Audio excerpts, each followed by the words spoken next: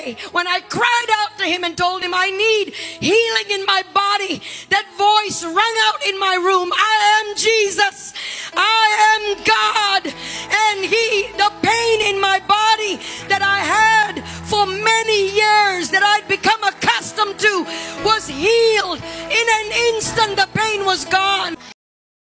I came from a very religious Hindu family. And so I grew up. A debilitating sickness took over my body. I'm not even sure what age it was, but it was gradual. I became very sick in my body. I graduated college and I started to work, but this sickness was so bad that I would just collapse for no reason. And so all I could think of is I needed to be healed, but I didn't know how. So I went to temples. I remembered that many years ago, people would come to my door and give me a tract, Jesus Saves. I didn't know who Jesus was, and I certainly wasn't interested in another God. I had many already, thank you. And so when the pain ravaged and it became so bad that me passing out and collapsing, the doctors thought they had a tumor in my brain. Some of them, and then they did CAT scan. They did all kinds of scans and testing. They couldn't find out why that this pain was just growing and debilitating, and there was no cure.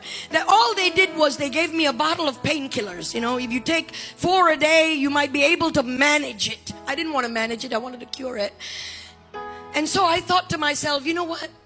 Maybe if I took the whole bottle, I'll manage it real good. I'd die, and then, you know, no life, no pain. You know, when you're desperate, you think thoughts like that. I was sitting in my room. It was late, probably 10:30, 11 o'clock. I had not taken any medication. I was just in so much pain. And then I remembered a tract, Jesus Saves. I also remembered a Christmas card that I once received. I don't know why, who would even send me a Christmas card. We didn't celebrate Christmas. But in that, again, it says Jesus, Savior. I'm like, you know what? What have I got to lose? What have I got to lose? Nobody would know. They're not going to find out. I'll call him. See if he hears me. See if he even knows me. Lights were switched off. It was time to go to bed. But I sat up, shaking in pain. And I cried out, Jesus!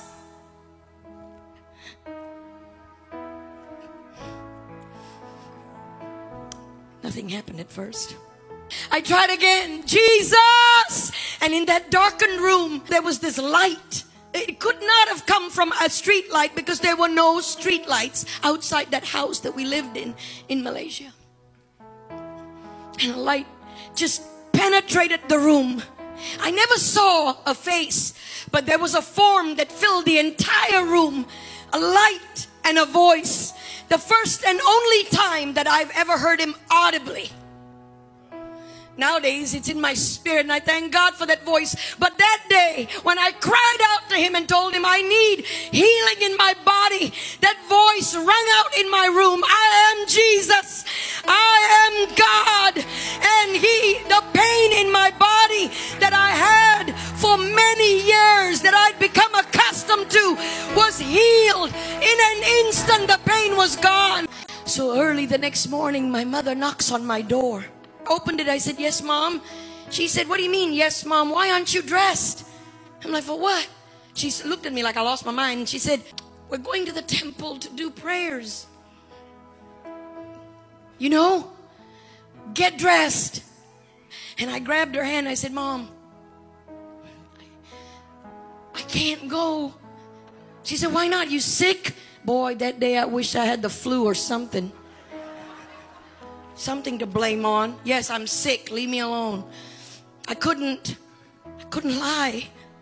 Don't know why. I looked at her and I said, I can't go to the temple, Mom, because Mom, I saw Jesus.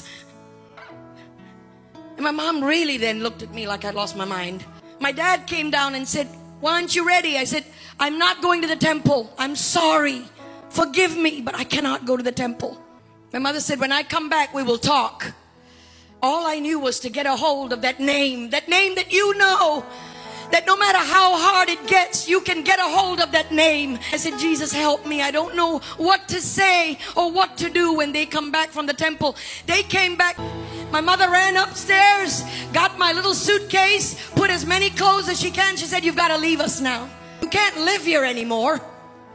You can't live with us. Could not go back to my parents' house anymore. I would call birthdays, Mother's Day, and she would just hang up. She's a good lady, you know. My mother's not a mean person at all. She just felt betrayed. She didn't know how to handle me or handle it.